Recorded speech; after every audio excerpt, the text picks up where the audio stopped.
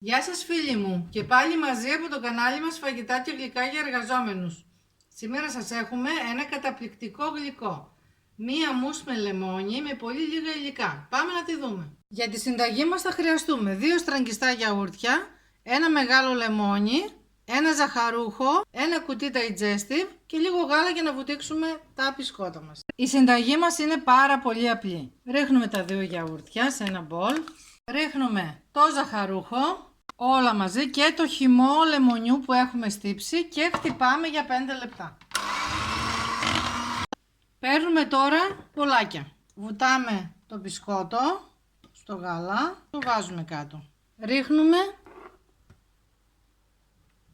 την αφράτη μους λεμονιού. Δεύτερο μπισκότο το βουτάμε πάλι στο γάλα και ξανά τη μousse από πάνω. Και από πάνω με λίγο μπισκότο γαρνίρουμε.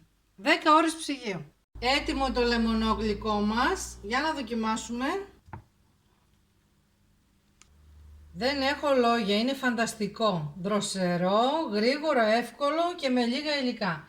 Φτιάξτε το και δεν θα το μετανιώσετε. Αυτά φίλοι μου για σήμερα. Την άλλη εβδομάδα πάλι μαζί. Να περνάτε όλοι καλά. Γεια σας.